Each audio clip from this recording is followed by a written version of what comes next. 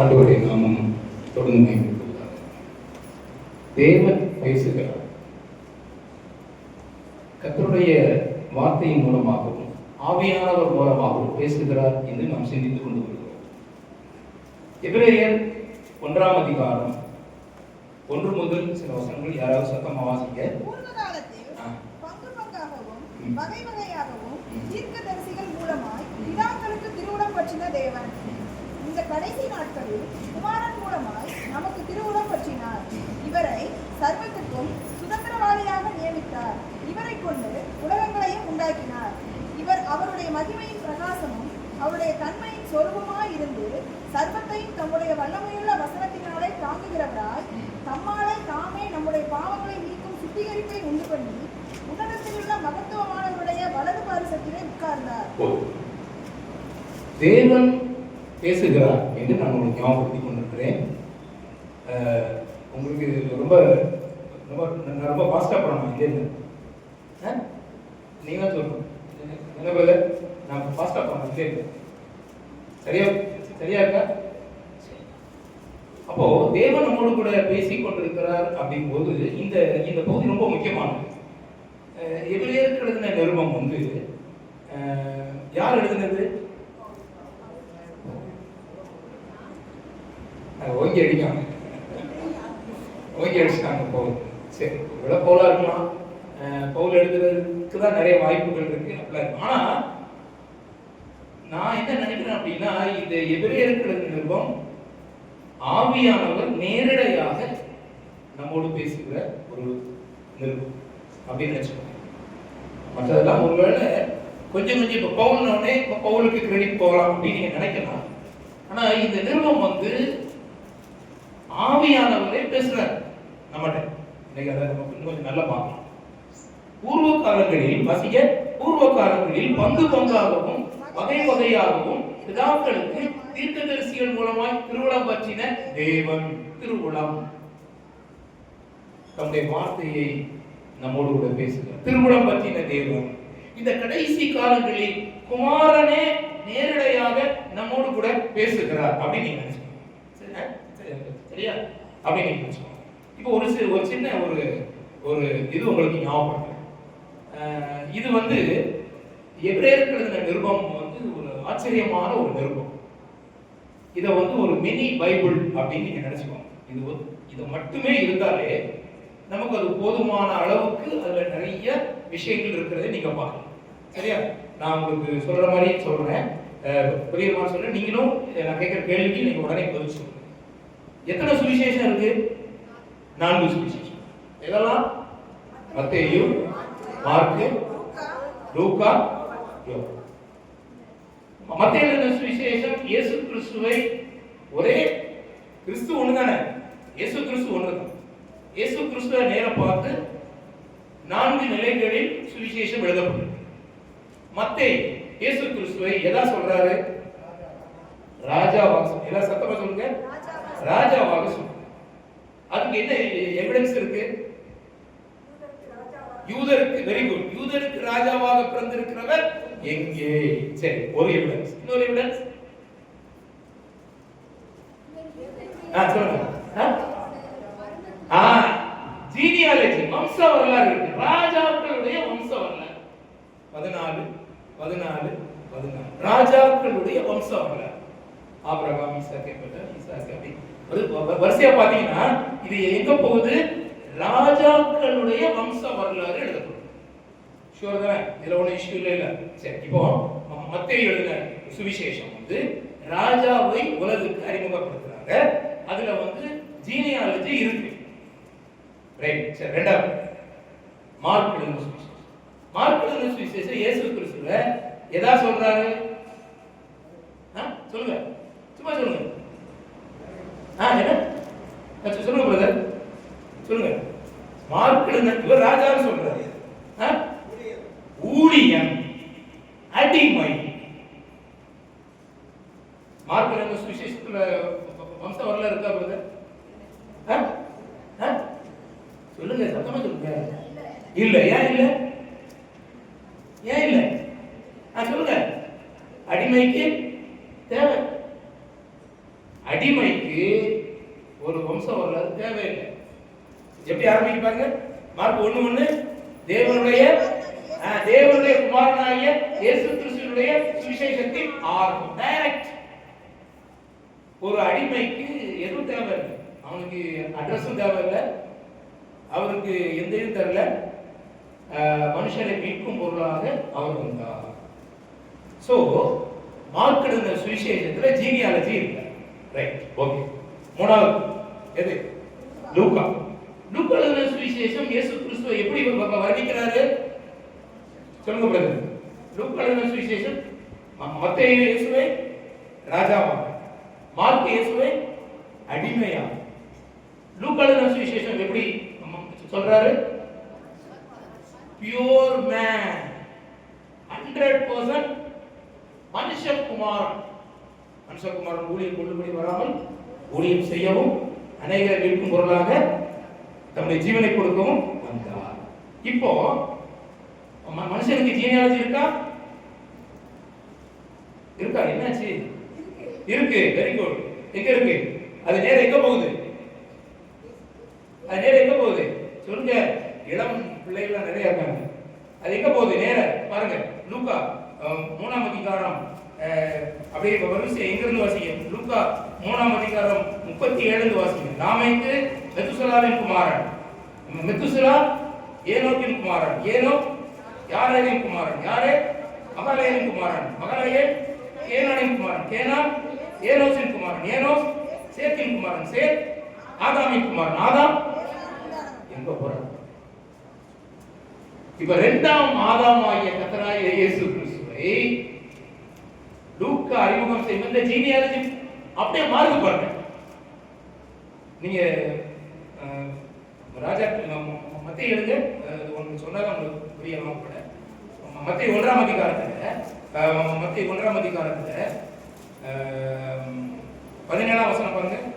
மத்தேயு 1:17, இவ்விதமாய் உண்டான தலைமுறைகள் எல்லாம் ஆபிரகாம் முதல் தாவீது 14, தாவீது முதல் பாபிலோனுக்கு சிறைப்பட்டு காலம் 14, அப்புறம் பாபிலோனு சிறைப்பட்டு காலம் முதல் கிறிஸ்து வரைக்கும் 14. இது எல்லாமே கிங்லி ஜெனரேஷன். இங்க வந்து ஆதாம் இருக்கானா? இங்க ஆதாம் இருக்கான். எங்க ஆரம்பிக்குது? ஆபிரகாம். சோ மத்தேயு இயேசுவை ராஜாவாக கூறுகிறார். மனசுல வச்சுக்கோங்க, அதுக்கு ஜீனியாலஜி உண்டு. அது கிங்லி ஜீனியாலஜி. இரண்டாவது, மார்க்குக்கு ஜீனியாலஜி கிடையாது, அடிமைக்கு ஜீனியாலஜி தேவையில்லை. மூணாவது, லூக்கா எழுதின சுவிசேஷம் ஒரு பியூர் மேன். இன்னைக்கு நிறைய பேர் வந்து இயேசு கிறிஸ்துவை ஒரு மனிதனாக அவங்க ஏற்றுக்கொள்றது இல்லை. மாம்சத்துல வந்த இயேசு கிறிஸ்துவை அறிக்கை பண்ணாத எந்த ஆவியும், சொல்லுங்க, எந்த ஆவியும் தேவனுடைய ஆவி அல்ல.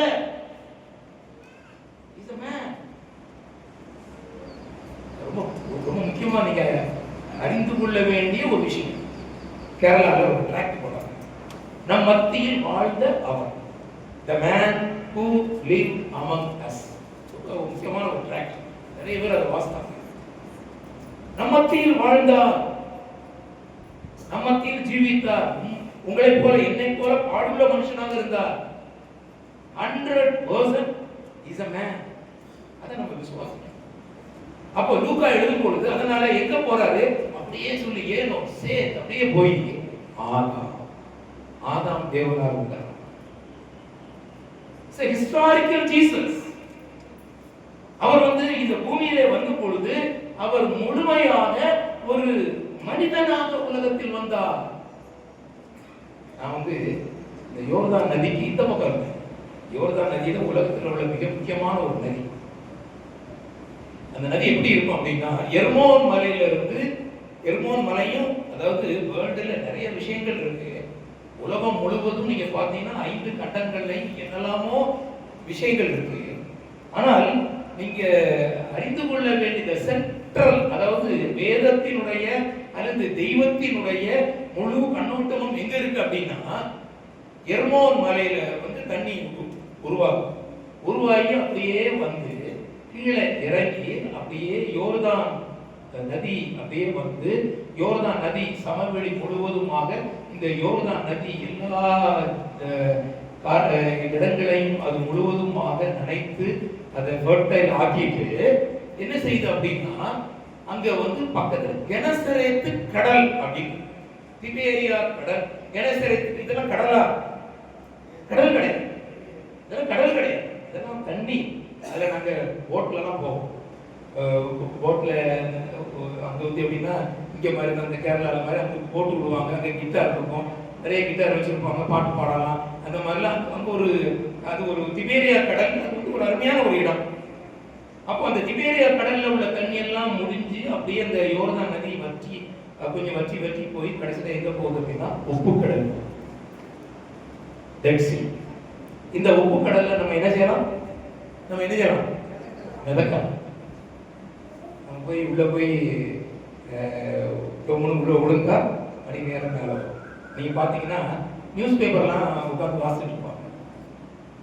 அப்போ இந்த உப்பு கடல் வந்து நமக்கு இருக்கிற இந்த தூத்துக்குடி மற்ற இந்த பகுதியில் இருக்கிற அந்த உப்பை விட ஒரு 7 மடங்கு அந்த டென்சிட்டி அதிகமாக இருக்கும். அதனால இந்த உப்பு கடல் வந்து உலகத்துல வந்து இந்த இவ்வளவு நீங்க மனசுல வச்சுக்கோங்க. எர்மோன் மலை அங்கிருந்து வந்து அப்படியே தண்ணி வந்து யோர்தான் நதி வழியாக உருவாகி வந்து நிறைய சின்ன சின்ன நதியும் இருக்கு. திபேரியா கடல், கலிலேயா கடல் வழியாக வந்து அப்படியே நீங்க உப்பு கடலுக்கு வந்து இந்த உப்பு கடலுக்கு வெளியே போறதுக்கு இடம் இல்லை. அந்த உப்பு கடல்ல வந்து தண்ணி எல்லாம் அப்படியே வற்றாம அப்படியே எவாபரேட் ஆகி அங்க வந்து நிறைய விதமான இந்த மண், கீழே இருக்கிற மண்ணை அள்ளி உடம்பெல்லாம் போட்டு பூசிட்டு அங்கே உட்காந்துட்டே இருப்பாங்க, வெயிலில் இருப்பாங்க. அந்த மண் வந்து நிறைய கெமிக்கல்ஸ் இருக்கு, ஃப்ளஷுக்கு நல்லது, பாடிக்கு நல்லது, அப்புறம் நிறைய இருக்கும். அங்கே போய் நீங்கள் பார்க்கணும். அப்போ இந்த தண்ணி முடிஞ்சதுக்கு அப்புறம் அங்கிருந்து 120 கிலோமீட்டர் தள்ளி செங்கடல். அந்த செங்கடல்ல இருந்து கொஞ்ச தூரம் நீங்க போனீங்கன்னா அங்கு இஸ்ரவேல் ஜனங்கள் அடிமைத்தனத்தில் வாழ்ந்ததான சீனாய் மலை. அந்த சீனாய் மலை வந்து நம்ம வராங்க, சீனாய் மலையை தாண்டி அதுக்கு நேர அவங்க போகும்போது அவங்க அடிமைத்தனத்தில் வாழ்ந்த ஈப்ட் தேசம். இதை நீங்க மனதில், இது வந்து உலகம் முழுவதுமே இதை வந்து ரொம்ப கேர்ஃபுல்லா பார்த்துட்டே இருக்காங்க. இதோட சேர்ந்து முக்கியமாக ஆண்டவருடைய வருகைக்கு தொடர்பான 2 விஷயங்கள். ஒன்று எருசலேம் நகரம், ஒலிவமலை, சீயோன் மலை, ஒலிவமலை. ஆண்டவருடைய பாதம் அங்கே வந்து வரும். அந்த பாதம் வந்த போது அந்த மலை 2ஆக பிளக்கும். நீங்க சகரியால வாசித்து பாருங்க. ஒரு பக்கம் அங்கிட்டு போகும், ஒரு பக்கம் இன்னொரு பக்கம் இந்த உப்பு கடலுக்கு வரும் என்று அப்படின்றது பாருங்க.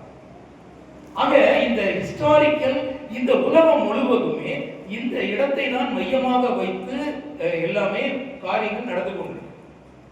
கர்த்தருடைய வருகையும் அதை மையமாக வைத்துத்தான் நடந்து கொண்டிருக்கு. ஆகவேதான் இந்த ஆக்கியோன் எதை எழுதுகிறார் என்றால், இந்த இயேசு கிறிஸ்து அந்த பூமியில் வாழ்ந்தார். அப்போ அந்த இடத்துல லூக்கா எழுதின சுவிசேஷம் அந்த மனிதனை குறித்து எழுதப்படும். பூமியிலே பாவங்களை மன்னிக்கிறதற்கு மனுஷகுமாரனுக்கு அதிகாரம் உண்டு என்று சொல்லி ஆண்டவர் அந்த இடத்துல திமிர்வாதக்காரனை நோக்கி உன் படுக்கை எடுத்துக்கொண்டு நட என்று சொல்லி எல்லாரும் பார்க்கிறாங்க. இவருக்கு அதிகாரம் எப்படி வந்தது? இவன் மனுஷன் தானே, தச்சன் தானே, தச்சனுடைய குமாரன் தானே, அவருக்கு எப்படி இந்த அதிகாரம் வந்தது? அப்போ லூக்கா எழுதின சுவிசேஷம் மேன்மையான ஒரு சுவிசேஷம். லூக்கா எழுதின சுவிசேஷத்துக்கு இன்னொரு பேர் இருக்கு, அது தேவாலயம் சுவிசேஷம். ஏனென்றால் லூக்கா 1 தேவாலயத்தில் ஆரம்பித்து லூக்கா இறுதி தேவாலயத்தில் முடிகிறது. லூக்கா 1 7ஆம் அதிகாரம் வாசிங்க, லூக்கா 1ஆம் அதிகாரம் சீக்கிரம் வாசிங்க, டைம் இல்லை. இல்ல லூக்கா 1ஆம் அதிகாரம், லூக்கா 1ஆம் அதிகாரம் 8 அப்படி இருக்க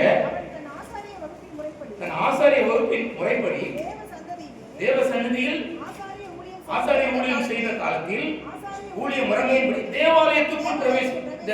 The Luke Gospel starts with the temple.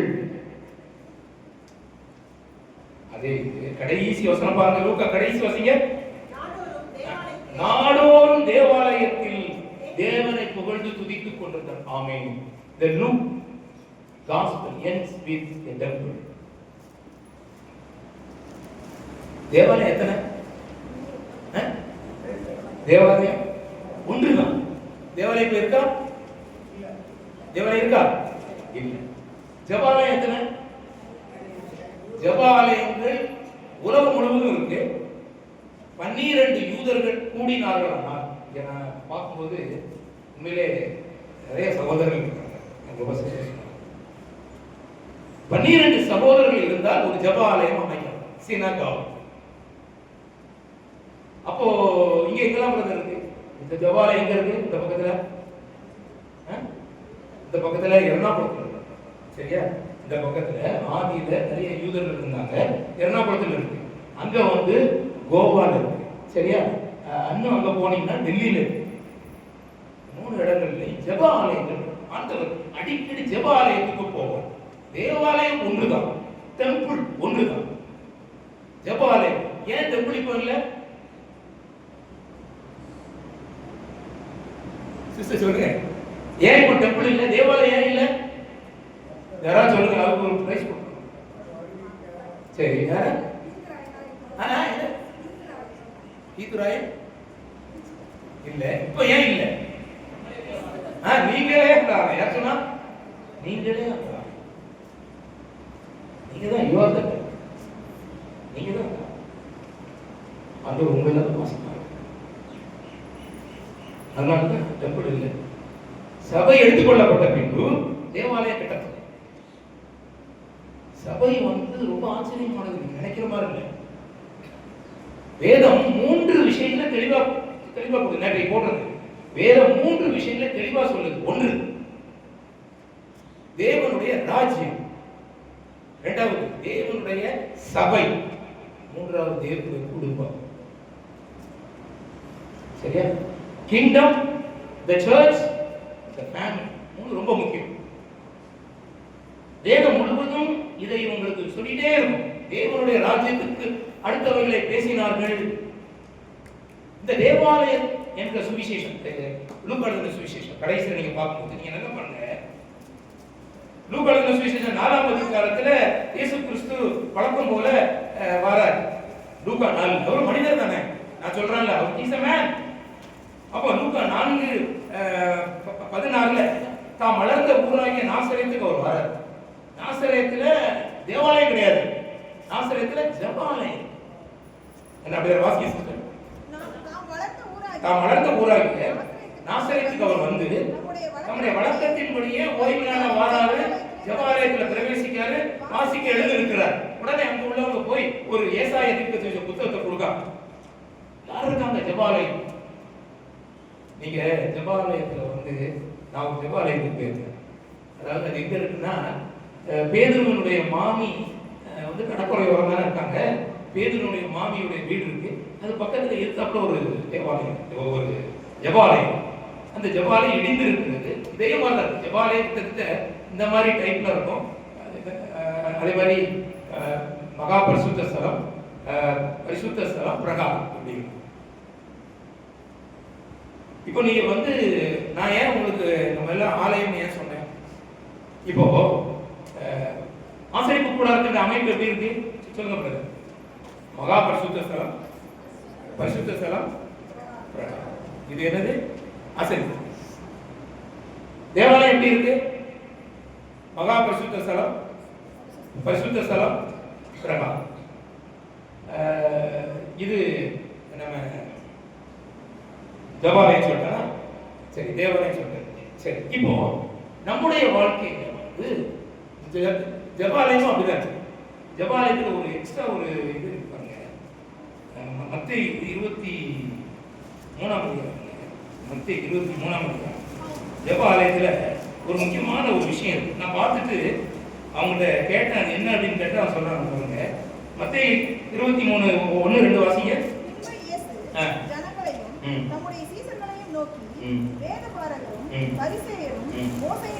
இங்க பாத்தீங்கன்னா ஒரு ஆசனம் இருக்கு.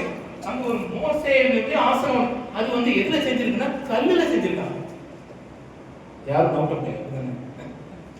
ஏன்னா இவங்க மோசேயுடைய ஆசனம் எப்படின்னா, இந்த சபையை நடத்துறவங்க அல்லது முக்கியமான ஆட்கள் எங்க போய் உட்காருவாங்க? மோசேயுடைய ஆசனத்துல உட்காருவாங்க. இந்த ஆசனத்துல உட்கார்ந்துட்டு அவங்க என்ன செய்வாங்க பாருங்க, அடுத்து பாருங்க. நீங்கள் கைக்கொள்ளும்படி அவர் உங்களுக்கு சொல்லுகிற யாவையும் கைக்கொண்டு செய்யுங்க. அவங்க செய்கையின்படி செய்யாதிருங்க. ஏனென்றால் அவர்கள் சொல்லுகிறார்கள், சொல்லியும் செய்யாதிருக்கிறார்கள். இதுதான் இன்றைக்கு அநேக சபைகளில் நடக்குது. மோசேயுடைய ஆசனம் வந்து என்னன்னா, நான் போய் பார்த்துட்டு சொன்னேன், என்ன இப்படி இருக்கு அப்படின்னா, ஆமா இது வந்து கல்லுல செஞ்சிருக்காங்க. யாரும் வெளியே எடுத்து போக முடியாது. வருவாங்க, நேரம் போய் உட்காந்துருவாங்க. அவங்க என்ன செய்வாங்க பாருங்க, 4ஆம் வசனம் பாருங்க. சுமப்பதற்கு அதிக பாரமான சுமைகளை நம்ம மேல கட்டுவாங்க, மனுஷர் தோள் மேல் சுமத்துவாங்க. தாங்களோ ஒரு விரலினால் செய்யவே மாட்டாங்க. தங்கள் கிரியைகள் எல்லாம் மனுஷர் காண வேண்டும் என்று விரும்புவாங்க. எல்லாருக்கும் தெரியும்படியா எல்லா காரியங்களையும் செய்வாங்க. ஆனால் நாங்கள் சொல்லியும் செய்யாதிருக்கிறார்கள். பவுல் சொல்றாரு, பிலிப்பியருக்கு எழுதின பவுல் வந்து தீமோத்தேயுக்கு எழுதின 1 தீமோத்தேயுல தீமோத்தேயுக்கு எழுதும் பொழுது அவர் சொல்றாரு பாருங்க. தீமோத்தேயுக்கு எழுதும் பொழுது 1 தீமோத்தேயு 1ஆம் அதிகாரம் 7ஆம் வசனம். 1 தீமோத்தேயு 1ஆம் அதிகாரம் 7ஆம் வசனம். தாங்கள் சொல்லுகிறது இன்னதென்றும் தாங்கள் சாதிக்கிறது இன்னதென்றும் அறியாதென்றும் நியாயப்பிரமாண போதகராக இருக்க விரும்புறாங்க. பவுல் சொல்றாரு தீமோத்தேயுக்கு. இன்னைக்கு அநேகருடைய வாழ்க்கையிலே கர்த்தருடைய வசனம் இன்னைக்கு நிறைய படிக்கிறாங்க இல்ல, படிக்கிறாங்க, எழுதுறாங்க, மனப்பாடம் பண்றாங்க. ஆனா என்ன இல்லை, வாழ்க்கையில் இல்லை. நம்ம கற்றுக்கொண்ட காரியத்தில் நம்ம உறுதியா இருக்கு. மனப்பாடமா சொல்றதுக்கு நீங்க நிறைய பேர் இருக்கிறாங்க. ஆனால் தாங்கள் சொல்லுகிறது இன்னதென்றும் தாங்கள் சாதிக்கிறது என்னதென்றும் அறியாதிருந்தும் நியாயபூர்வமான போதகராய் இருக்க விரும்புகிறார்கள். ஜெப ஆலயம் ஆண்டவர் சொன்ன நீங்களே அந்த ஆலயம். 1 கொரிந்தியர்ல அப்போஸ்தலனாகிய பவுல் சொல்றாரு, 1 கொரிந்தியர் 3ஆம் அதிகாரத்துல நீங்களே அந்த ஆலயம் சொல்லும் பொழுது அவர் என்ன சொல்றாரு? 1 கொரிந்தியர் 3ஆம் அதிகாரம் 16 17. 1 கொரிந்தியர் 3 16 17. நீங்கள் தேவனுடைய ஆலயமாய் இருக்கிறீர்கள் என்றும் தேவனுடைய ஆவி உங்களில் வாசமாய் இருக்கிறீர்கள் என்றும் அறியாதிருக்கிறீர்களா? ஒருவன் தேவனுடைய ஆலயத்தை கெடுத்தால் அவனை தேவன் கெடுப்பார். தேவனுடைய ஆலயம் பரிசுத்தமாய் இருக்கிறது. நீங்களே அந்த ஆலயம். You are the temple. ஏன் இன்னைக்கு தேவாலயம் இல்லைன்னா நீங்க தான் தேவாலயம்.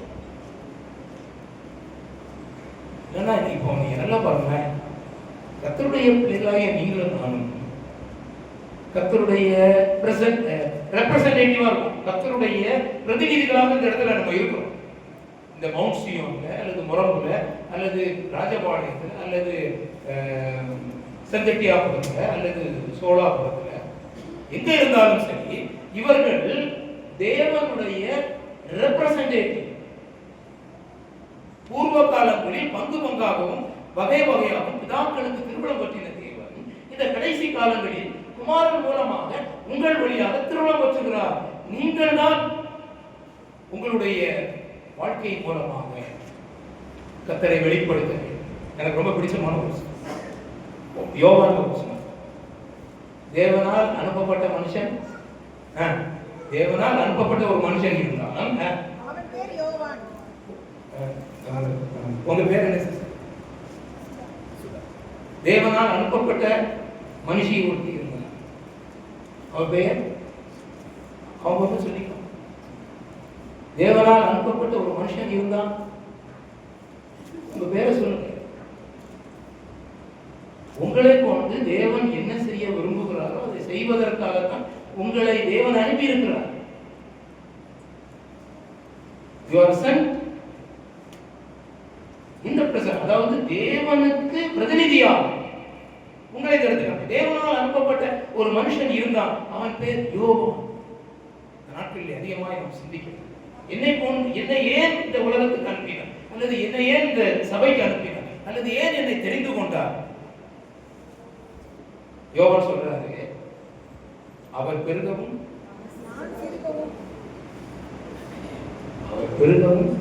சிறுகவும். யோவான் 1ஆம் அதிகாரத்தில் அவர் சொல்றார், நான் அல்ல, நான் கிறிஸ்து அல்ல. எல்லாரும் கேட்கிறாங்க, கிறிஸ்துவா, நீ கிறிஸ்துவா? நான் கிறிஸ்து அல்ல, நான் கிறிஸ்து இல்லை, ஆனால் யாரு நான் வந்து அந்த சத்தம் அல்ல. நான் ஆதியிலே வார்த்தை இருந்தது, அந்த வார்த்தை தேவனிடத்தில் இருந்தது, அந்த வார்த்தை தேவனாய் இருந்தது. அவர் ஆதியிலே தேவனோடு இருந்தார். சகலம் அவர் மூலமாய் உண்டாயின, உண்டானதும் அவரால் ஒருவரும் உண்டாகவில்லை. அவருக்குள் ஜீவன் இருந்தது, அந்த ஜீவன் மனுஷருக்கு ஒளியாய் இருந்தது. அந்த ஒளி இருளிலே பிரகாசித்தது, இருளானதை பற்றிக் கொள்ளவில்லை. தேவனால் அனுப்பப்பட்ட ஒரு மனுஷன். வார்த்தை யாரு? வார்த்தை யாரு? கிறிஸ்து. இப்ப நான் உங்களுக்கு என்ன சொன்னேன்? மத்தேயு எழுதின சுவிசேஷம் இயேசு கிறிஸ்து யாரா சொல்றாரு? ராஜாவா சொல்றாரு. Genealogy, kingly genealogy. ஓகே. இரண்டாவது, மார்க் எழுதின சுவிசேஷம் இயேசு கிறிஸ்துவை அடிமையா சொல்றாரு. ஜீனியாலஜி இல்ல, அடிமைக்கு வம்ச வரலாறு தேவையில்லை. லூக்கா எழுதின சுவிசேஷம் இயேசு கிறிஸ்துவை ஒரு பியூர் மேனாக வெளிப்படுத்துகிறார், மனித குமாரனாக வெளிப்படுத்துகிறார். அதனால அவருடைய ஜீனியாலஜி ஆதாமுக்கு போகுது. ஆதாம் தேவனால் உண்டானவனை. இப்போ நாலாவது, யோவான் எழுதின சுவிசேஷம் ஆதியிலே வார்த்தை இருந்தது. யோவான் இயேசு கிறிஸ்துவை யாரா சொல்றாரு? தேவனாகவே சொல்றாரு. தேவனுக்கு ஜீனியாலஜி வேணுமா? யோவான் எழுதின சுவிசேஷத்துல வம்ச வரலாறு கிடையாது, நோ ஜீனியாலஜி. சொல்லிட்டு தான் ஆதியிலே வார்த்தை இருந்தது, அந்த வார்த்தை தேவனிடம் இருந்தது, அந்த வார்த்தை தேவனாய் இருந்தது. நிறைய டிரான்ஸ்லேஷன்ல அவர் தேவன் என்று எழுதப்பட்டது. அவருக்கு ஜீவன் இருந்தது, அந்த ஜீவன் மனுஷனுக்கு ஒளியாய், அந்த ஒளி இருளிலே பிரகாசித்தது, இருளானது அதை பற்றிக் கொள்ளவில்லை. இதே யோவான் அப்போஸ்தலர் தன்னுடைய நிருபத்தில் 1ஆம் அதிகாரம் 1 யோவான் 1ஆம் அதிகாரத்தில் எழுதுறாரு, நாங்கள் தொட்டதும் வாசிங்க, நாங்கள் தொட்டதும் ஆதி, அதாவது அவர் சொல்றாரு பாருங்க 1 யோவான் 1ஆம் அதிகாரம், ஆதி முதல் இருந்ததும் நாங்கள் கேட்டதும் எங்கள் கண்களினாலே கண்டதும் நாங்கள் நோக்கி பார்த்ததும் எங்கள் கைகளினாலே தொட்டதுமாய் இருக்கிற ஜீவ வார்த்தையை நாங்கள். அருமையான ஆதி முதல் இருந்தவர், நாங்கள் கேட்டது, எங்கள் கண்களினாலே கண்டது, நாங்கள் பார்த்தோம். இன்னொரு அருமையான ஒரு வசனம் பேதுரு சொல்லும்போது 2 பேருக்கு எழுதுவாங்க. 2 பேர் எழுதும்போது பரிசுத்த பர்வதத்துல அவரோடு கூட நாங்கள் இருந்தோம். 2 பேருக்கு 1ஆம் அதிகாரம் 16 பாருங்க. நாங்கள் 2 பேர் 1 நாங்கள் தந்திரமான கட்டுக்கதைகளை பின்பற்றினவர்களாக அல்ல, அவருடைய மகத்துவத்தை கண்ணார கண்டோம். நம்முடைய கர்த்தராகிய இயேசு கிறிஸ்துவினுடைய வல்லமையும் வருகையும். 18ஆம் வசனம் வாசிங்க. அவரோடு கூட நாங்கள் பரிசுத்த பர்வதத்தில் இருந்தோம், அவருடைய சத்தத்தை நாங்கள் கேட்டோம். அப்போ நீங்கள் தேவனுடைய ஆலயம், you are the people who sent by God. தேவனால் அனுப்பப்பட்ட ஒரு மனுஷன். தேவன் எதற்காக உங்களை அனுப்பினா? நீங்க தான் கேட்கணும், நீங்க தான் கேட்கணும். கண்டிப்பா யாரையாவது ஒருவருக்காக உங்களை அனுப்பியிருக்கோம். உங்களுடைய பாரம் எவ்விதமாக இருக்கு கொஞ்சம் யோசிப்போம். அப்போ மத்தேயு, மார்க்கு, லூக்கா, யோவான் 4 சுவிசேஷம், இந்த 4 சுவிசேஷமும் இயேசு கிறிஸ்துவை ராஜாவாக, அடிமையாக, மனிதனாக, தேவனாக கூறுகிறது. இந்த சுவிசேஷம் இயேசு கிறிஸ்து பூமியில் இருக்கும் பொழுது என்ன செய்தார்? நம்முடைய பாவத்துக்காக, நம்முடைய ரட்சிப்புக்காக பூமியில வாழ்ந்தார். 33 வருஷம் உலகத்துல வாழ்ந்தார், மரித்தார், பாடுபட்டார், மரித்தார், அடக்கம் பண்ணப்பட்டார், உயிர்த்தெழுந்தார், மரத்துக்கு எடுத்து சென்றார். இப்ப எங்க இருக்காரு? இப்ப எங்க இருக்காரு? சொல்லுங்க, கரெக்டா சொல்லுங்க. இப்ப எங்க இருக்கு? இப்ப நம்ம வாசம் எபிரேயர்ல தேவனுடைய வலது பார்சத்தில் இருக்கிறார். எபிரேயர் 1ஆம் அதிகாரத்துல நம்ம இப்ப வாசம் பூர்வ காலத்தில் பங்கு பங்காக, வகை வகையாக பிதாக்களுக்கு திருமணம் பற்றின தேவன் இந்த கடைசி காலங்களில் குமாரன் மூலமாய் திருமணம் பற்றினார். இவர் அவருடைய மகிமையின் பிரகாசமும் அவருடைய தன்மையின் சொரூபமுமாய் இருந்து சர்வத்தையும் தம்முடைய வல்லமையுள்ள வசனத்தினாலே தாங்குகிறார். தம்மாலே தாமே நம்முடைய பாவங்களை நீக்கி சுத்திகரிப்பை உண்டு பண்ணி உன்னதமானவருடைய வலது பார்சத்தில் போய் விட்டார். எங்க இருக்கிறார்? வலது பார்சல். என்ன செஞ்சு கொண்டிருக்கிறார்? உங்களுடைய ரட்சிப்பை பூரணப்படுத்துகிறார். உங்க ரட்சிப்பு பூரணமாயிட்டா. இப்ப நம்ம சப்ஜெக்ட் என்னன்னா பூரணமான ரட்சிப்பு. இந்த பூரணமான ரட்சிப்பு எட்டர்னல் சல்வேஷன். நம்முடைய ரட்சிப்பு இந்த உலகத்துக்குரியதல்ல. நம்முடைய ரட்சிப்பு நித்தியத்துக்கு ஏதுவானது. அப்போ இந்த நித்திய ரட்சிப்பை அடைவதற்கு காரணரானார். இந்த வார்த்தையை காரணம் யாரும் பூரணர் அல்ல. நான் ஏற்கனவே இப்படி சொல்லிட்டேன்.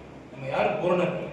பாருங்க, எபிரேயர் 6ஆம் அதிகாரத்துல ஆகையால் கிறிஸ்துவை பற்றிய சொல்லிய மூல உபதேசங்களை நம்ம விட்டுட்டு செத்த கிரியைகளுக்கு நீங்களாக மனம் திரும்புதல், விசுவாசம், ஸ்நானங்களுக்கு அடுத்த உபதேசம், கைகளை வைக்குதல், மரித்தோரை உயிர்த்தெழுதல் என்பவைகளாய் அஸ்திவாரத்தை மறுபடியும் நீங்க போடாதீங்க.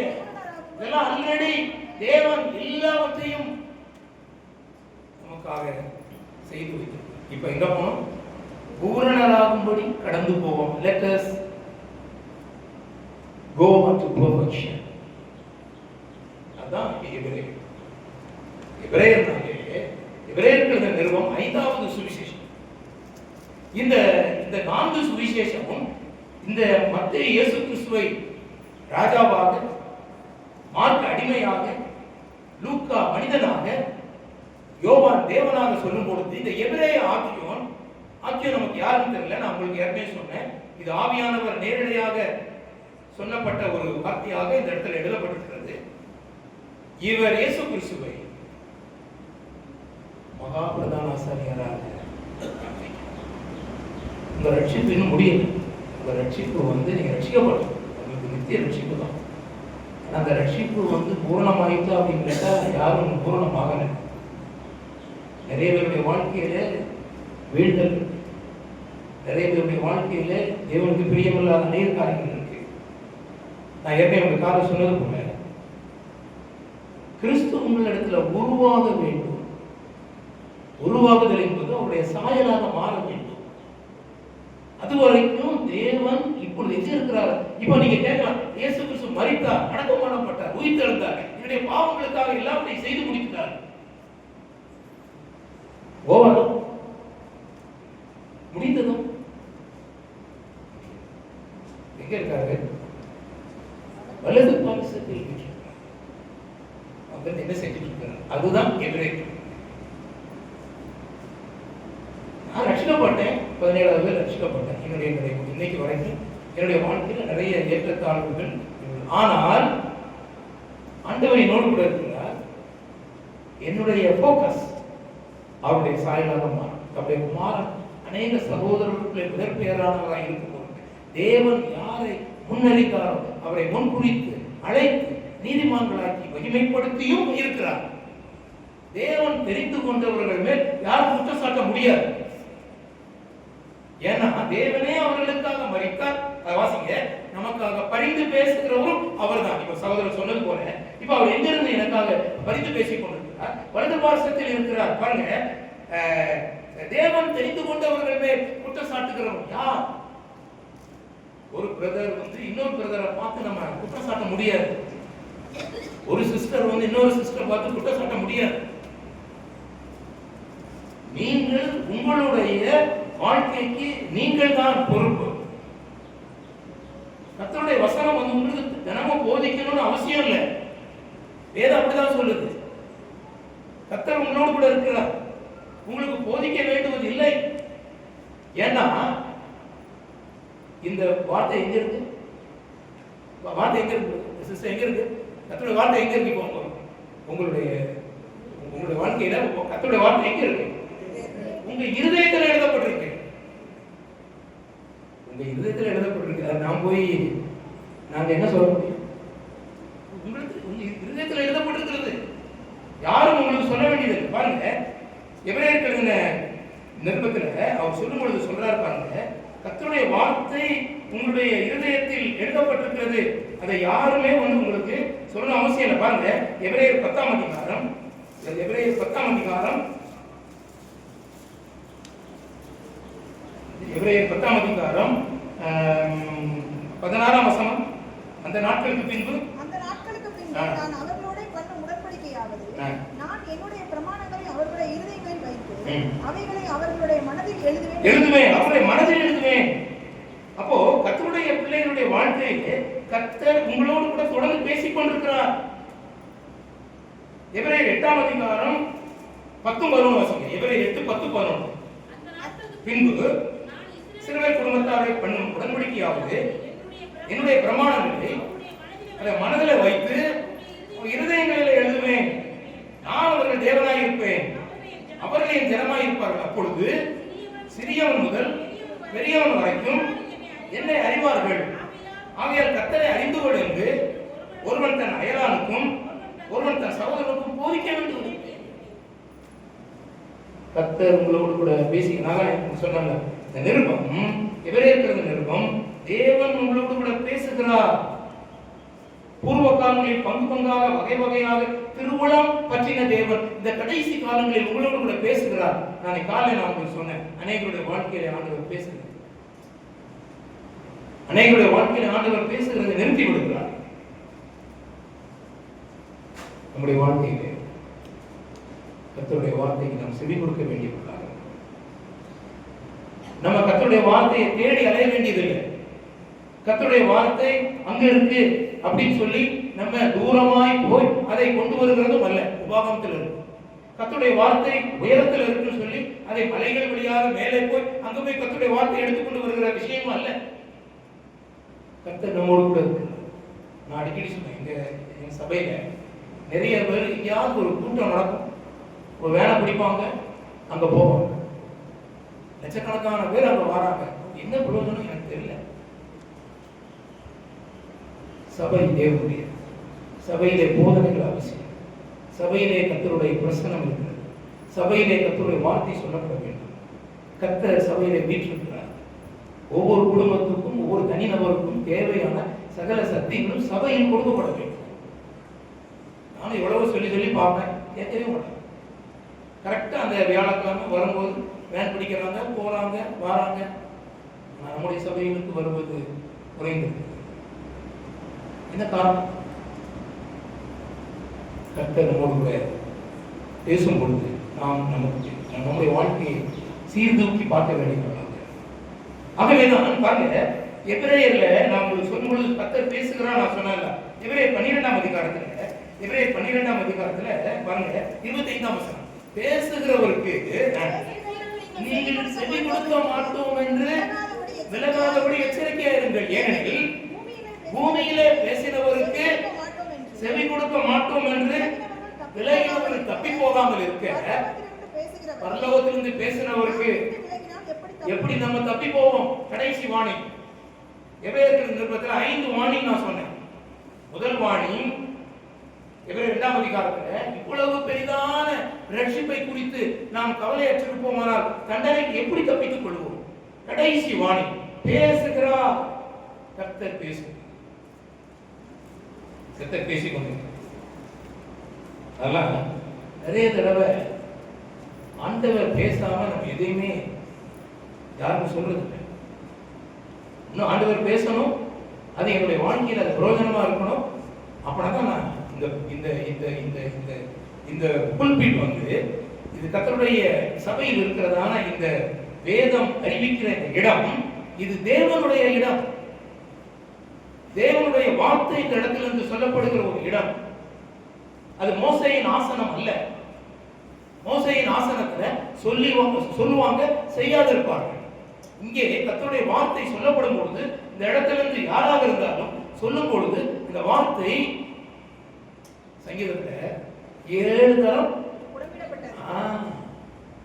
உங்களுடைய வாழ்க்கையில இது 7 தரம் புடமிடப்பட்டிருக்கணும். அப்பனாதான் மற்றவங்களுக்கு புடமிடும். என்னுடைய வாழ்க்கையில எந்த மாற்றமும் இல்லாமல் நான் இங்கு உங்களுடைய சன்னிதானத்துல, கர்த்தருடைய சன்னிதானத்துல வார்த்தையை சொல்லுகிறதுனால உங்களுக்கு என்ன பிரதர் நல்லா பேசினாங்க அப்படின்னு சொல்லிட்டு நீங்க போவீங்க. கர்த்தருடைய வார்த்தை 7 தரம் உடமிடப்பட்டு ஆண்டவருடைய வார்த்தை இன்றைக்கு ஜீவனுள்ளதாக பேசுகிறவருக்கு நீங்கள் செவி கொடுக்க மாட்டோம் என்று விலகினவர்கள் தப்பி போகாமல் இருக்க இந்த பூமியிலே பேசுகிறார். அநேக தரம் நீங்க நல்லா பாருங்க. நான் ஒரு சில காரியங்களை நான் சொல்றேன். மோசே ஒரு நல்ல ஒரு லீடர் தான். மோசே ஒரு நல்ல அருமையான ஒரு லீடர். ஆரோன் இருந்தான். மோசேயும் ஆரோனும் இணைந்து தான் எல்லா காரியங்களும் செய்தாங்க. நீங்க நல்லா பாருங்க. மோசே 6 லட்சம் புருஷர்கள் இருக்கிறாங்க, வழி நடத்தி கொண்டு வராரு. செங்கடலை நடக்க வைக்கிறாரு. செங்கடலை கடக்க வைக்கும் போது அது வந்து ரட்சிப்புக்கு ஒப்புமே. யுத்தம் யாருடையது? குதிரையும் குதிரை வீரனையும் கர்த்தர் கடலில். இதுல வந்து அவங்க யாரும் எதுவும் செய்யல. மோசே ஜனங்களை நடத்தி கொண்டு வர. நீங்க இந்த 10 கமாண்ட்மெண்ட்ஸ்னு ஒரு ஃபில்ம் இருக்கு, அதை நீங்க பாத்தீங்கன்னா இந்த மோசே வந்து ஜனங்களை கடக்க வைக்கிறான். செங்கடல், அந்த செங்கடல் கடப்பது வந்து இது நம்முடைய ரட்சிப்புக்கு ஒப்புமையா இருக்குது. பஸ்கா, அந்த பஸ்கா கர்த்தராகிய இயேசு கிறிஸ்துவுக்கு ஒப்புமையா இருக்கிறது. அந்த பஸ்கா வீட்டுல நிலைக்கால்களில் பூசப்பட்ட பொழுது, சங்காரதூதன் வந்த பொழுது எல்லாரும் அலறடிச்சு ஓடுறாங்க, அநேகர் மறிக்கிறாங்க. ஆனா அந்த வீட்டுக்குள்ளாக வந்தவர்கள் சங்காரதூதன் வழியாக போகும் பொழுது பார்க்கிறான், ரத்தத்தை தான் பார்க்கிறான். உள்ள யாரு தான் பார்க்கிறான்? உள்ள எகிப்தியனும் இருந்தான். உள்ள எகிப்தியனும் இருந்தான். விசுவாசத்தினாலே என்ற வார்த்தை எபிரேயர் பயன்படுத்துறாங்க. அன்றைக்கு ராத்திரி வந்து கூக்குரல் உண்டானது, பயங்கரமான சத்தம் உண்டானது. அந்த ஈசோப்பு கொழுந்திலே ரத்தத்தை தோய்த்து நிலைக்கால பூசி இருக்கிறாங்க. அவ்வளவுதான். உங்களுடைய ரட்சிப்பு நீங்க எதுவுமே செய்யல. தேவன் உங்களுடைய கிரியைகளின் நிமித்தம் உங்களை ரட்சியாமல், ஒருவன் கிரியை செய்யாமல் பாவியை நீதிமானாக்குகிறவரிடத்தில் விசுவாசம் வைத்தால் அந்த விசுவாசமே அவனுக்கு நீதியாக எண்ணப்படும் என்று ரோமர் 4 வாசிக்கிறோம். அந்த விசுவாசமே நீதியாக எண்ணப்படும். வேற எதுவுமே நீங்க செய்யல. செங்கடலை கடக்காங்க. கடக்கும் போது ஒரே அறிகுறி, எப்படி கடக்காமலே தெரியாது. அடிக்கிறான், அடிச்சவனே இதாகுது. எல்லாரும் போறாங்க. அதுவும் ஒரு பதட்டத்தோடு போறாங்க. நாங்க அந்த செங்கடல் பக்கத்துல பாத்தீங்கன்னா இப்பவும் அவங்க சொல்றாங்க, செங்கடலுக்கும் சீனாய் மலைக்கும் ஒரு 100-110 கிலோமீட்டர் இருக்கும். அந்த செங்கடல் வழியாக, அந்த செங்கடல் வந்து ஒரு ஆழமான கடல்.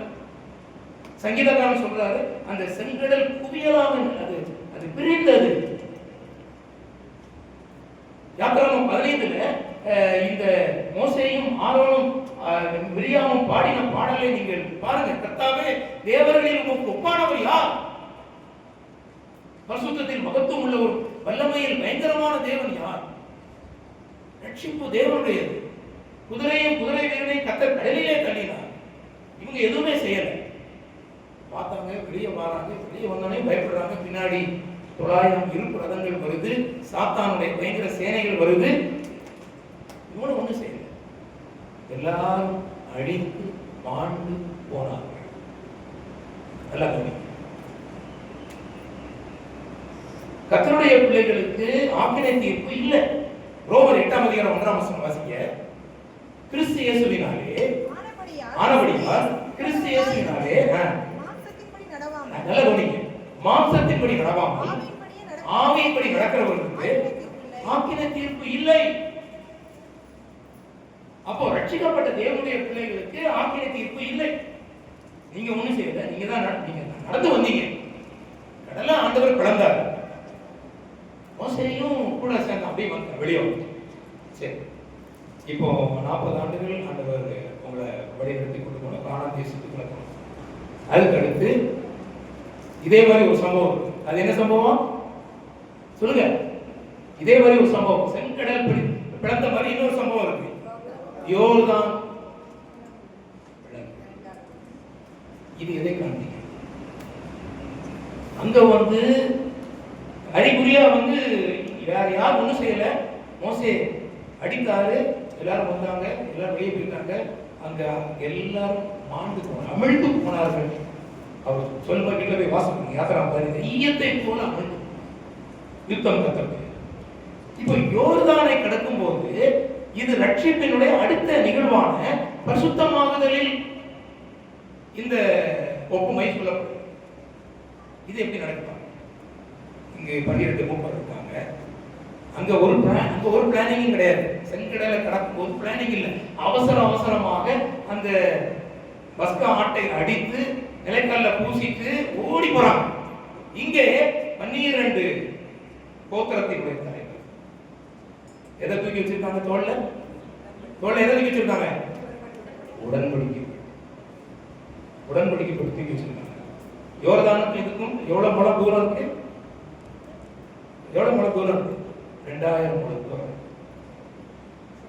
முதல்ல யார் போறா? ஆசாரியர். பின்னாடி யார் போறா? ஜனங்கள் எல்லாம் வராங்க. பரிசுத்தமாகுதல் என்பது எல்லாரும் இணைந்து பரிசுத்தமாக வேண்டும். இப்ப ஆசாரியர் போறாங்க. நல்ல கவனிங்க. ஆசாரியருடைய கால் பட்ட உடனே யோர்தான் என்னாச்சு? யார் கால் பட்டது? போலாம் அடிக்கல. ஆசாரியருடைய கால் பட்ட உடனே சபையை நடத்துகிறவர்கள் மிக மிக முக்கியமானவர்கள். சபையினுடைய பொறுப்பாளர்கள் மிக மிக கவனம் உள்ளவர்கள். அவங்க கால் பட்ட உடனே யோர்தான் பெரிய எல்லாரும் இப்போ இந்த ஆசாரியர்கள்லாம் நிக்கிறாங்க, இருந்துட்டே இருக்காங்க.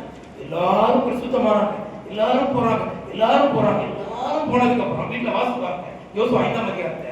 எல்லாரும் போனதுக்கு அப்புறம் என்ஷூர் பண்ணதுக்கு அப்புறம் இந்த ஆசாரியர்கள் என்ன பண்றாங்க? காலை எடுந்தோம். நீ அதை மட்டும் வாசி.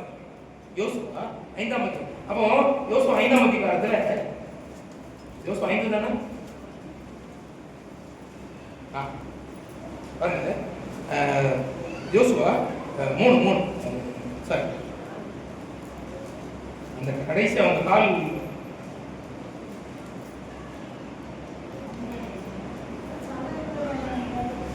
இங்க பாருங்க. யோசுவா 3:14 ஜனங்கள் யோர்தானை கடந்து போக தங்கள் கூடாரங்களிலிருந்து புறப்பட்டார்கள். ஆசாரியர்கள் உடன்படிக்கை பெட்டியை ஜனங்களுக்கு முன்னே சுமந்து ஆசாரியர்கள் உடன்படிக்கை பெட்டியை சுமந்து போறாங்க.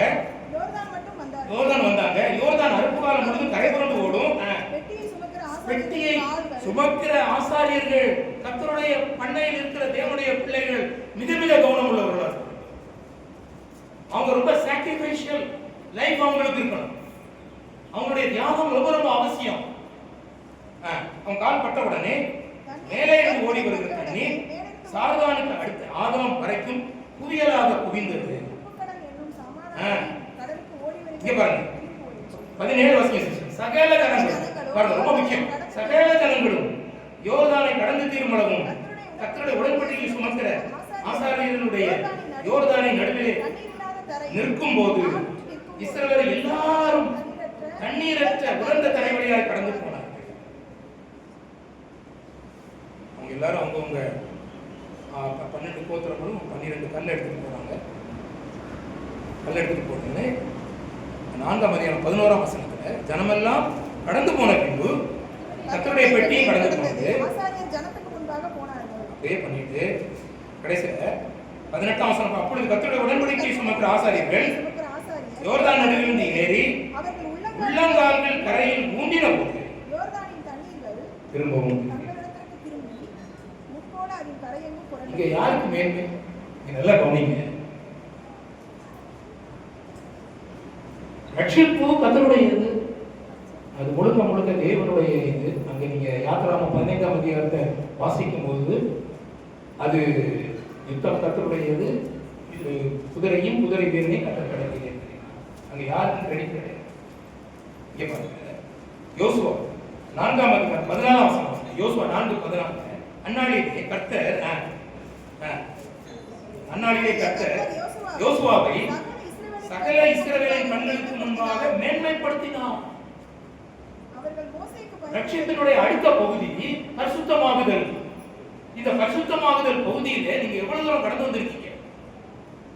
நான் காலையில் சொன்னது போல இந்த ஸ்கேனர்லாம் இப்ப நிறைய ஸ்கேனர் இருக்கு. நான் ஒரு தடவை வரும்போது ஏர்போர்ட்ல நம்ம நம்ம பேக்கை போட்ட உடனே அந்த பேக்ல என்னெல்லாம் இருக்குன்னு பார்த்து நீ அது இருக்கு இது இருக்கு அதை எடுங்க இதை எடுங்க. சும்மா ஜஸ்ட் ஒரு ஸ்கேனர் தான். சும்மா பேக்கை தூக்கி அதில் தூக்கி போடுறோம், அது ஒரு கன்வேயர் அப்படியே ஓடுது. ஓடின உடனே அது கொஞ்சம் தூரம் போயிட்டு ஸ்கேன் பண்ணிட்டு அது திரும்ப வந்துருக்கு. ஏன்னா இந்த பேக் எடுங்க, இந்த பேக்ல என்னெல்லாமோ இருக்கு. அது ஒரு சாதாரண ஒரு ஸ்கேன். கர்த்தருடைய பிள்ளைகளுடைய வாழ்க்கையில் கர்த்தருடைய வசனம் ஒரு ஸ்கேனர்.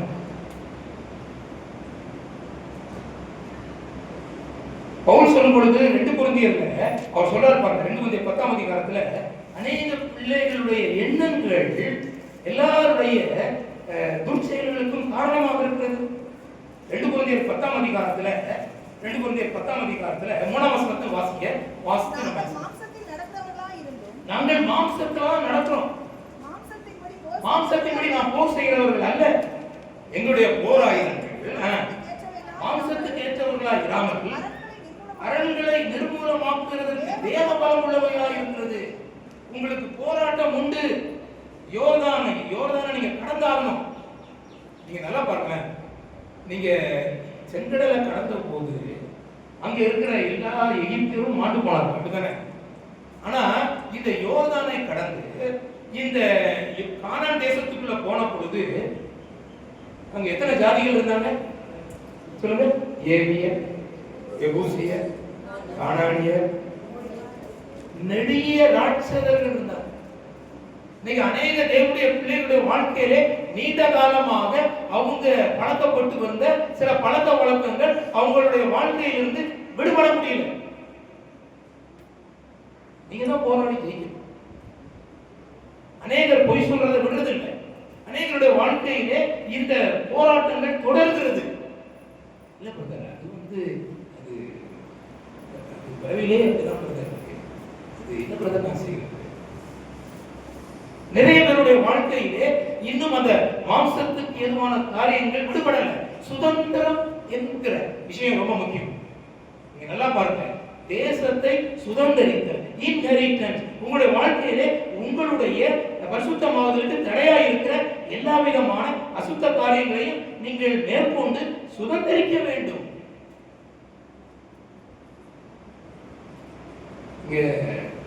ஆண்டவர் சொல்றாரு, நீ யோர்தானை கடந்துட்ட, இனி நீ என்ன பண்ணணும்? எல்லா ஜாதிகளையும் வெட்டி நிர்மூலமாக்கும். எல்லா ஜாதிகளையும் நீங்க வெட்டணும். நெடிய ராட்சதர்கள் என்ற வார்த்தை பயன்படுத்தப்படுது. அநேகருடைய வாழ்க்கையிலே நீண்ட நாட்களாக இருந்த 40 வயசுல ஒருத்தர் ரட்சிக்கப்படுறார். 40 வயசு வரைக்கும் அவருடைய வாழ்க்கையில இச்சைகள் இருக்கு, தொடர்ந்து. அது எந்த ரட்சிப்பு? அப்ப கர்த்தருடைய பிள்ளைகளுடைய வாழ்க்கையிலே கர்த்தர் நம்மை தெரிந்து கொள்ளும் பொழுது, நம்முடைய வாழ்க்கையில் இருக்கிறதான சில காரியங்களை ஆண்டவர் வெறுக்கும் பொழுது, நாம் அதை கண்டிப்பாக தேவனுடைய கரங்களில் நான் ஒப்பு கொடுக்க வேண்டியுள்ளார். நாங்கள் மாம்சத்தின்படி நடக்கிறவர்களாக இருந்தும் மாம்சத்தின்படி போர் செய்கிறவர்கள் அல்ல. என்னுடைய வாழ்க்கையில இந்த யோர்தானை கடக்கும் போது அதுல நிறைய ஆவிக்குரிய பாடங்கள் இருக்கு. கர்த்தருடைய பண்ணையில் இருக்கிற கர்த்தருடைய பிள்ளைகளை வழிநடத்தி செல்கிற பிள்ளைகள் எல்லாரையும் பரிசுத்தப்படுத்த வேண்டும்.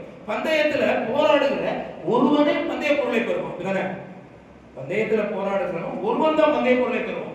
ஃபர்ஸ்ட், அடுத்து எத்தனை? செகண்ட், அடுத்து தேர்ட், மீதி ஆறுதல். கிறிஸ்தவ போராட்டம் அப்படி அல்ல. நாம் எல்லாரும் பந்தய பொருளை பெறுவோம் என்று அறியுங்களா? எல்லாரும் பரிசுத்தப்படுத்தணும். அதுதான் சபை வேலை. யார் யாருக்கு என்ன பிரச்சனை, யார் யார் எதுல வீக்கா இருக்கிறாங்க, யாருடைய வாழ்க்கையில என்ன கஷ்டங்கள், அது நம்முடைய குடும்பத்தில் உள்ள கஷ்டம் போல நாம் அவங்களோடு இடைப்பட்டு அவங்களை சத்தியத்துக்கு நேராக வழிநடத்தணும். நாம் எல்லாரும் பந்தய பொருளை பெறுவோம் என்று அறியீர்களா? பவுல் கொரிந்தியருக்கு எழுதும்போது சொல்றார், நான் ஆகாதவனாய் போகாதபடி மற்றவர்களுக்கு பிரசங்கிக்கிற நானே ஆகாதவனாய் போகாதபடிக்கு என்னுடைய சரீரத்தை ஒடுக்கி கீழ்ப்படுத்துகிறேன் என்று சொல்றார். நாங்க மாம்சத்தின்படி நடக்கிறோம் இல்ல, மாம்சத்துலதான் இருக்கோம். எல்லாரும் இங்கதான் இருக்காங்க, இங்கதான் இருக்காரு. நீங்க உங்க ஊருக்கு போவீங்க, எல்லாரோடும் பழகுவீங்க, சமுதாயத்துல போவீங்க, வருவீங்க, எல்லாம் சரி. ஆனாலும் நாம் பிரித்தெடுக்கப்பட்டவர்கள், நாம் நித்தியத்துக்கு உள்ளவர்கள், நாம் பரிசுத்த பாதையில் சென்று கொண்டிருக்கிறோம், பூரணரை நோக்கி கடந்து போகிறோம் என்ற எண்ணம் எப்பொழுதும் நம்மோடு கூட இருக்கு.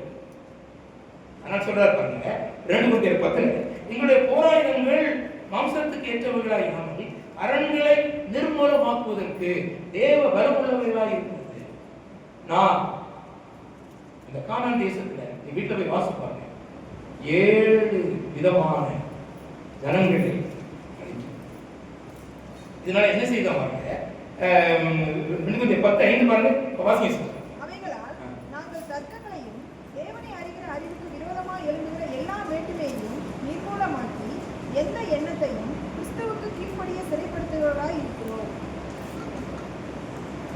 எந்த எண்ணத்தை எங்க கீழ்படுத்தணும் சொல்லுங்க, இந்த எண்ணத்தை எங்க கீழ்படுத்தணும்? அப்ப இந்த ஸ்கேனர் என்ற கிறிஸ்து வழியாக உங்களுடைய எண்ணங்களை கொண்டு போகும்போது நோ நோ நோ இது வேண்டாம் இது வேண்டாம் இதை திரும்பி எடுத்து அந்த ஸ்கேனர் என்கிற அந்த அந்த கிறிஸ்து வழியாக உங்களுடைய எண்ணத்தை கொண்டு போங்க. இன்னைக்கு ஒரு காரியம் உங்க வாழ்க்கையில வருது, கிறிஸ்துவுக்கு புறம்பான சில காரியங்கள் உங்க மனதில் வருது, நீ அந்த எண்ணத்தை இந்த ஸ்கேனர் வழியாக கொண்டு போங்க. இந்த நம்ம எல்லாருக்கும் தெரியும், லேப்டாப்ல வந்து ஹார்ட்வேர் இருக்கு, சாஃப்ட்வேர் இருக்கு. ஹார்ட்வேர் இல்லாம சாஃப்ட்வேர் இல்லை, சாஃப்ட்வேர் இல்லாம ஹார்ட்வேர் இல்லை. என்னுடைய எண்ணம் இருக்கு, என்னுடைய எண்ணம் வந்து ஹார்ட்வேர், அதாவது என்னுடைய எண்ணம் சாஃப்ட்வேர், என்னுடைய இருதயம் வந்து ஹார்ட்வேர். என்னுடைய இருதயத்தை இப்ப வெளியே எடுத்து வச்சா நீங்க பாத்துக்கலாம், அப்படிதானே? ஒரு சப்ஸ்டன்ஸ். ஆனா என்னுடைய எண்ணத்தை நீங்க பார்க்க முடியுமா? பார்க்க முடியுமா? அது சாஃப்ட்வேர். சாஃப்ட்வேர் நம்ம பார்க்க முடியுமா? சாஃப்ட்வேர் எனக்கு பார்க்க முடியாது. ஆனா அந்த ஹார்ட்வேரோட இணையும் போது அந்த சாஃப்ட்வேர் வந்து எஃபெக்டிவா இருக்கு. கர்த்தருடைய பிள்ளைகளுடைய எண்ணம் இருதயத்திலிருந்து எண்ணம் தோன்றுகிறது. சகல எண்ணத்தையும் கிறிஸ்துவுக்கு கீழ்ப்படுத்த சிறைப்படுத்தவர்களாக நம்ம இருக்கணும். ரொம்ப முக்கியமான ஒரு காரியமாக என்னுடைய வாழ்க்கையில் பரிசுத்தமாகுதல் என்கிற அந்த காரியத்துக்கு போகும்போது அந்த அருமையான விஷயங்களுடைய கர்த்தர் எங்க இருக்கிறார்? கர்த்தர் எங்க இருக்கிறார்? வலது பார்சத்தில். இந்த வலது பார்சத்தில் எவ்வளவு நாள் இருப்பா பாருங்க. அவ எபிரேயர் 10ஆம் அதிகாரம் 12 பாருங்க, எவ்வளவு நாள் இருப்பா? எபிரேயர் 10:12. எபிரேயர் 10:12. ஒரு பலியை செலுத்தி என்றென்றைக்கும் இருக்கிறார். எது வரைக்கும்? உங்க ஒவ்வொருவரையும் அவருடைய சாயாக மாற்றி அங்க கொண்டு போய் தேவனுடைய சமூகத்துல கொண்டு போய் நிறுத்தணும். அதான் ஒரு வேலை. இப்போ கிறிஸ்து இப்ப என்ன செஞ்சுட்டு இருக்கிறார்? இதுக்கு முந்தி சிலுவையில ஒரு பாடுபட்டார். இப்போ சிலுவை மரணம் வந்து ரொம்ப முக்கியமானது. சிலுவை மரணம் விசுவாசிகளுக்கு மட்டும்தானா? சிலுவை ஒரு பாடல் இருக்குல்ல, சிலுவை நிழலில் அனுதினம் அடியான் சாய்ந்திழைப்பாரிலே எவ்வித கொடிய இடருக்கும் அன்பே இயேசுவை சார்ந்து அவனியில் வியாகுலம் வந்தார் அவரையே நாம் கட்டிக் கொண்டார் அலை மிகு மோதிடும் அண்ணார் ஆறுதல் அளிப்பாரை சொன்னார். அப்போ இந்த சிலுவை நிழலிலே அனுதினம் ஒரு விசுவாசி தரித்திருக்க வேண்டும். நாளைக்கு ரட்சிக்கப்பட்டேன், சிலுவை மரணத்தை பார்த்து நான் ரட்சிக்கப்பட்டேன், அதோட முடிஞ்சது அப்படி இல்லை. ஒவ்வொரு நாளும் சிலுவை நிழல் நமக்கு மிக மிக அவசியம். எவ்வித கொடிய இடருக்கும் அஞ்சு இயேசுவை சார்ந்து நிற்பேன். பாடலாம் எவ்வித கொடிய இடருக்கும் அஞ்சு அவரை சார்ந்து நிற்போம். அவரையே நாம் வேண்டிக் கொண்டார். அலை மிகு மோதிலும் வந்தார் ஆறுதல் அளிப்பாரே சொன்னார். இப்ப எங்க இருக்கிறார் அவரே? 10:12 இவரோ பாவங்களுக்காக ஒரே பலியை செலுத்தி என்றென்றைக்கும் தேவனுடைய வலது பார்சத்தில் இருக்கிறார். எபிரேயர் 1:13 என்ன, எபிரேயர் 1:4 என்ன வாசம்?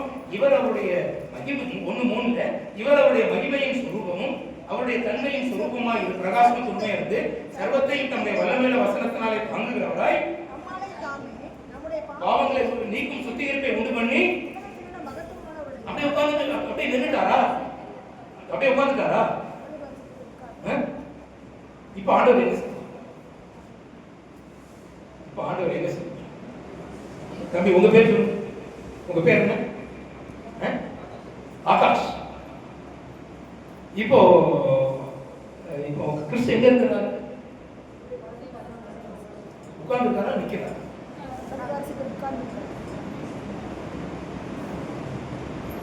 பாருங்க, இதுல வந்து இந்த எபிரேயர் 10 ரொம்ப அழகான ஒரு பகுதி இருக்கு. ரொம்ப முக்கியமான பகுதி. இதை மட்டும் நான் சொல்லி நிறைய சொன்னேன். இவருக்கு நம்ம பூர்ணப்படுத்தி இருக்கிறார். அதாவது 12 வாசியம். இவரோ பாவங்களுக்காக ஒரே வழியை செலுத்தி எந்தெந்தரைக்கும் தேவனுடைய வலது வாசத்துல உட்கார்ந்து இனி தம்முடைய சத்துருக்களை பாதபடி ஆக்கி போடும் வரைக்கும் காத்துக் கொண்டிருக்கிறார். ஏனெனில் ஒரே வழியினாலே பூர்ணப்படுத்தி இருக்கிறார். நம்ம எல்லாரும் பூர்ணர் தான். ஆனா இன்னும் பூர்ணராக காலையில் நம்ம சிந்தித்தோம், கிறிஸ்து பூர்ணர் தான். பாடுகளினுடைய பூரணம் அடைவது தேவனுக்கு ஏற்றதாக. இப்போ அவர் வந்து இப்போ பிதாவுடைய வலது பாசத்துல இருக்கிறார்.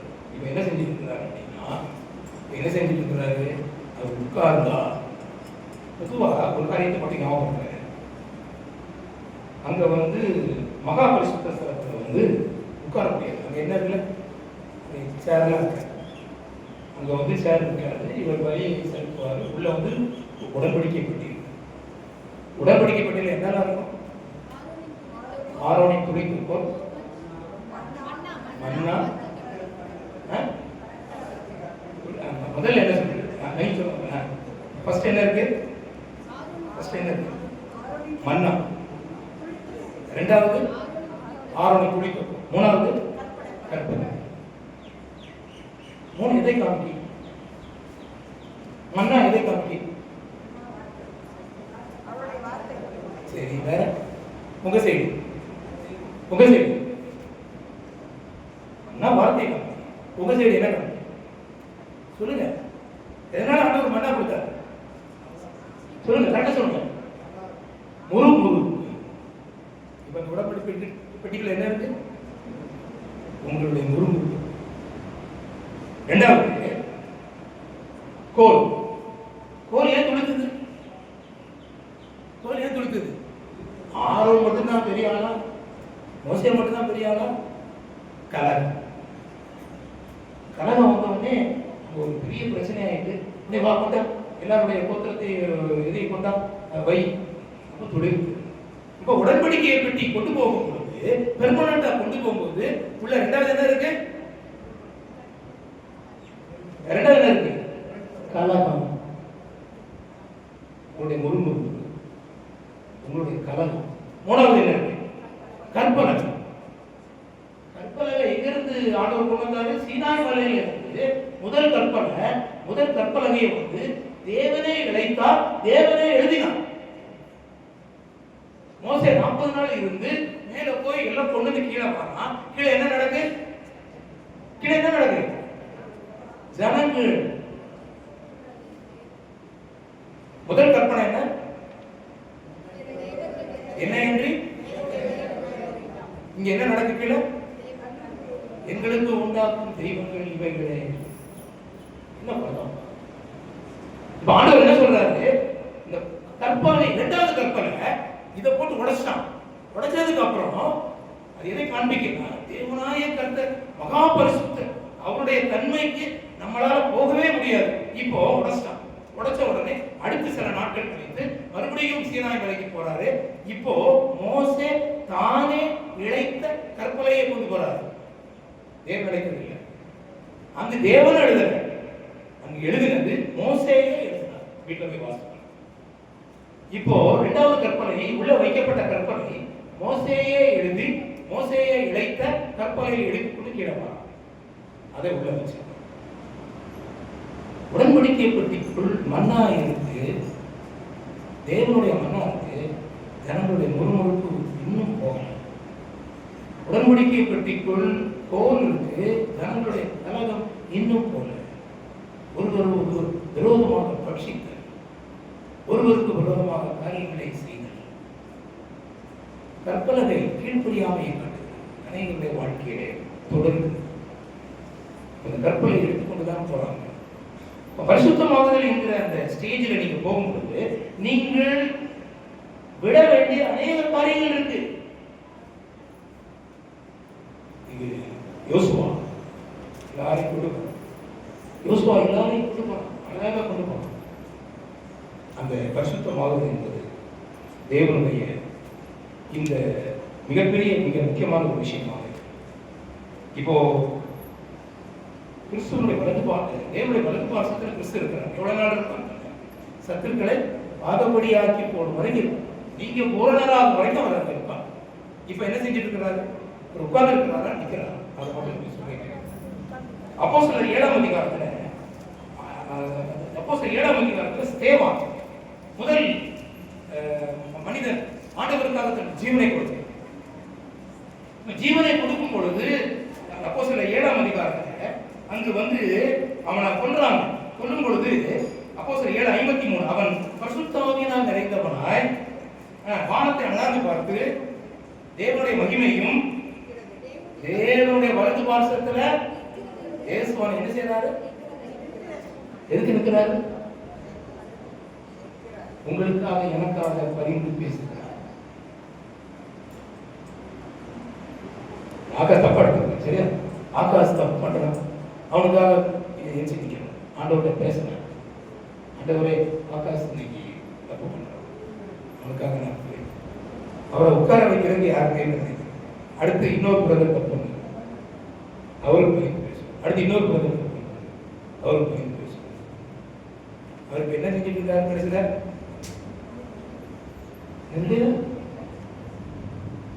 1 யோவான் 2ஆம் அதிகாரத்துல நம்ம பார்க்கிறோம். 1 யோவான் 2ஆம் அதிகாரம் நம்முடைய பாவங்களை நிவர்த்தி செய்கிற திருவாதார பலி அவரே. நம்முடைய பாவங்களை மாத்திரமல்ல, சர்வலோகத்தின் பாவங்களை அப்படி சொல்லிட்டு 2ஆம் அதிகாரம் 1ஆம் வசனம் பாருங்க. என் பிள்ளைகளே, நீங்கள் பாவம் செய்யாதபடிக்கு இவைகளை உங்களுக்கு எழுதுகிறேன். ஒருவன் பாவம் செய்வானானால் பாவம் செய்யலாமா? சொல்லுங்க, பாவம் செய்யலாமா? சரி, பாவம் செய்றீங்களா?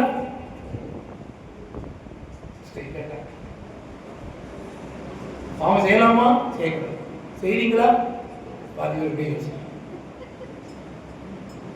நம்முடைய பாவங்களை நிவர்த்தி செய்கிற கிருபாதாரம். என் பிள்ளைகளே, நீங்கள் பாவம் செய்யாதபடிக்கு இவைகள் எல்லாம் ஒரே ஒரு காரியத்தை மட்டும் சொல்லி 2 நிமிஷம் எடுத்துருக்கேன். 1 யோவான் 1ஆம் அதிகாரத்துல 8ஆம் வசனம் சொல்லி பாருங்க. 1 யோவான் 8ஆம் வசனம், நமக்கு நல்ல கவனிங்க, இதான் கடைசியா முடியும். நமக்கு பாவம் இல்லை என்று சொல்லுவோமானால் நம்மை நாமே வஞ்சிக்கிறோம், சத்தியம் நமக்கு.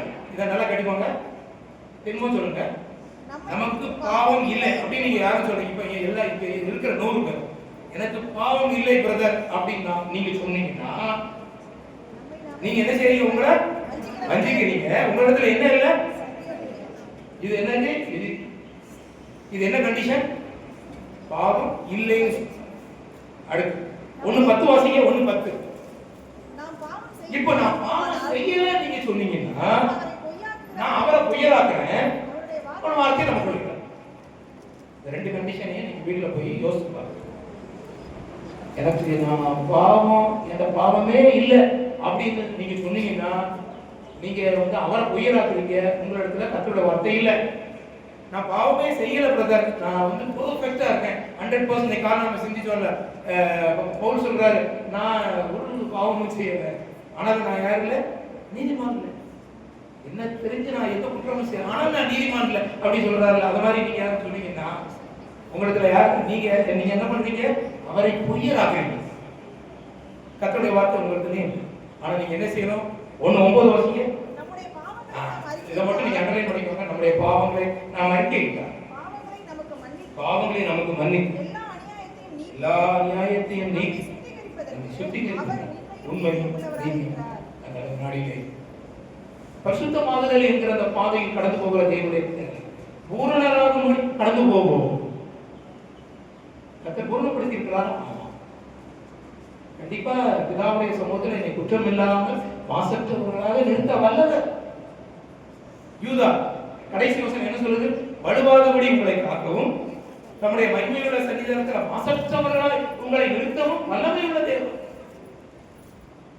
அப்படிப்பட்ட தேவன் உங்களோடு இருக்கிறார்.